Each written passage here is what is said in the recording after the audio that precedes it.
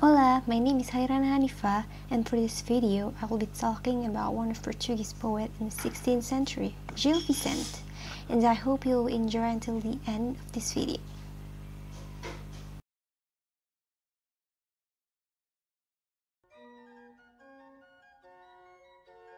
Gil Vicente is thought to have been born in 1465, although other suggestions have been made, such as 1460 according to Bramcam Freire or 1470 to 1475 according to Brito Rebelo, and so on. However, it was Queiroz Veloso's proposal of 1465 that was generally accepted. His place of birth has some suggestions too. The first one is Barcelos. Fray Pedro de Poyares suspects Barcelos to be Vicente's birthplace, but it is unlikely because evidence is hard to find. And the second one is Guimarães. Piris de Lima suggested that Vicente's birthplace was Guimarães, a hypothesis that will fit the playwright's identifications with the goldsmith, since the town of Guimarães was for a long time the birthplace of distinguished jewelers. The people of Guimarães are proud of this hypothesis, as can be seen, for example, in the designation given to one of the schools in the municipality in Urgeses, which honors its author. While other allegations place his birthplace in Lisboa as well as Beira. Gil Vicente married Branca Bezerra, who bore him two sons, Gaspar Vicente, born 1488 and died in 1590, and Belchior Vicente, born 1505 and died 1552. After his wife left him, he married a second time to Melicia Rodriguez, with whom he had two children.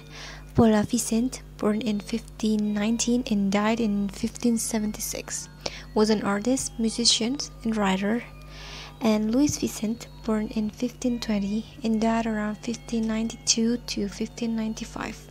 He organized the compilation of Vicente's work.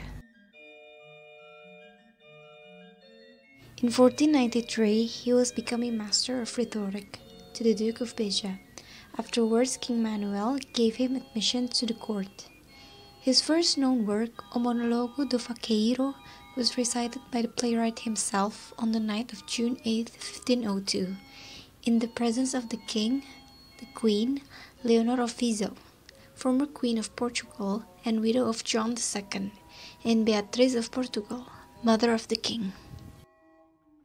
Gil Vicente, through Queen Leonor, found his greatest patron in the years to come, and he soon realized that his talent allowed him to do more than adapt his first work for a similar event. The popularity Vicente gained allowed him to challenge the king's view, as he did in a 1531 letter defending the new Christians. For 30 years, Gil Vicente entertained at the palace. Vicente's oeuvre spans the year between 1500 and 1536. Most of his plays were intended for performance at court, where he and the ladies and gentlemen of the court participated in their production. He wrote no fewer than 44 pieces, 10 of which are in Spanish, 14 in Portuguese, and the remainder he mingled in Portuguese and Spanish. Though some of his work are profoundly religious, while others are satires. Vicente's work were partially influenced by the Iberian popular and religious theater. The humanism of Erasmus and of Renaissance Italy also impacted his work. Though he commonly referenced popular dialects, Vicente maintained lyricism in his work. Positive aspects of Vicente's work include imagination, originality, and a proficiency in technical knowledge of theater. His works sometimes include a romanticism which combines eroticism and waggery with more erudite influence such as Petrarch. In his work, Vicente described the first world as an abstract place, an idealist place that leads to serenity and glory, according to his letter to John III of Portugal. The second world is what the first describes, namely a fake physical world without rules and lacking in authority.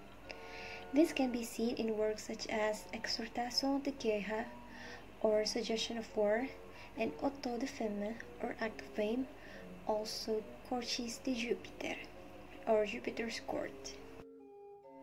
Many of Vicente's plays were composed to celebrate religious festivals. These 17 plays are called Obras de Devoção, or devotional works. In this place, also called Otos, Vicente blended themes from medieval morality plays with the theatre miming and liturgical dramas used in the Corpus Christi festival. One of his first devotional plays was Otto da Fe, or Play of Faith, in 1510.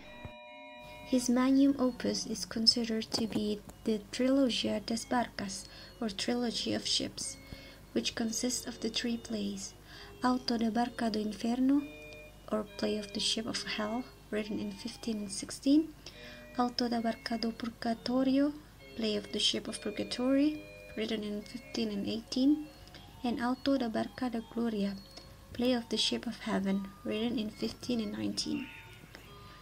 These plays combine morality narratives with criticism of 16th century Portuguese society by placing stereotypical characters on a dock awaiting the arrival of one of the ships, which will take them to their eternal destination.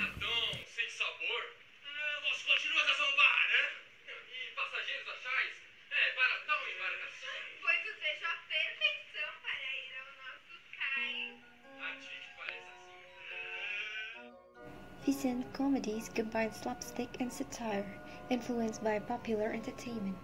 Otto da India, or Act of India, written in 1509, was one of his first comedies. Vicente rode horses for the rest of his life. A famous example is Farsa de Inés Pereira, or The Farce of Inés Pereira, written in 1523. The first edition of Vicente's complete works was published in Lisboa in 1561 to 1562 by his children Paula and Luis. In 1586, the second edition was published. However, many parts were heavily censored by the Inquisition. The third edition was not published until 1834 in Hamburg by Bartolomeu, after which Vicente's work was finally rediscovered. Also, there is a quote from one of Vicente's play, A busca do amor é como a falcoaria, or The pursuit of love is like falconry. It appears in the epigraph of Gabriel Garcia Marquez's novel, Chronicle of a Death Foretold. Vicente died in an unknown location, but some say in Évora. The year of his death is commonly recorded as 1536, the year after which he ceased writing. No further reference to him is found in subsequent documents of the era. His place of burial is unknown, and no surviving portraits of Gil Vicente remain. Well, that's the end of the discussion about Gil Vicente's biography. Thank you for watching. Obrigada e adeus!